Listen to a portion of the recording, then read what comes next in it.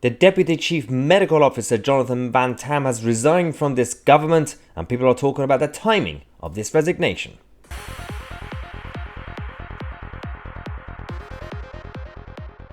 Yes, it's time to say goodbye to Jonathan Van-Tam and his metaphors and his at times condescending, at times quite funny rhetoric that he had in his job. Now, Deputy Chief Medical Officer, part of Sage and part of Team Chris Whitty and Patrick Vallance and all the people who gave us the wrong guidance at the wrong time and wrong predictions. We all remember Patrick Vallance last September with his graph that we're all going to be, well, he said he thought we were going to die within weeks, essentially all of us. That was the whole projection. Didn't go well.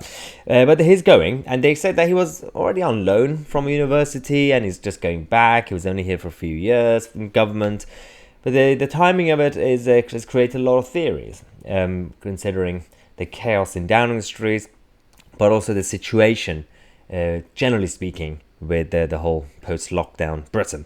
Now, we had Will Jones writing an article saying that rats fleeing from a sinking ship springs to mind. With Boris possibly fatally weakened and also the health situation on its way out, the narrative turning against lockdowns and the inquiry on its way, it seems that it's time to leave. Many more will probably jump. It is about timing because, yeah, we know that he was always going to go back to universities and be an academic, and obviously as a scientist. But on the other hand, let's look at it, let's spin it in a positive way. That clearly it means that the situation, the whole so-called public health crisis, is clearly either over or much better, that we don't need Van-Tam to remain in government. And also, he's just got his knighthood, so he's got what he wanted, essentially. Well, not that I'm not saying that he was in that job just to get a knighthood, but perfect timing. He just got a knighthood, and he could now leave government on a happy note. But it really depends what's going on, because some people, as I said, are talking about how, you know, the post-lockdown restrictions are going to go away, and we're no longer in a crisis, especially with the new strain that we have. And so that means that this is a sign that we are going to be living with this thing now.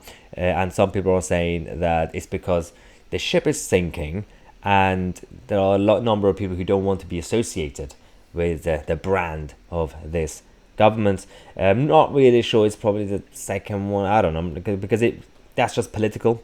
Van-Tam, as an individual, shouldn't really care about the politics and the optics of what's going on in Westminster, but you never know, considering a number of these bureaucrats who should not be political. I'm talking about members of Sage who on a regular basis keep briefing the media. Sometimes they do interviews. They shouldn't really become political. You know, we have the head of Met, Cressida Dick, who on a regular basis acts like a politician.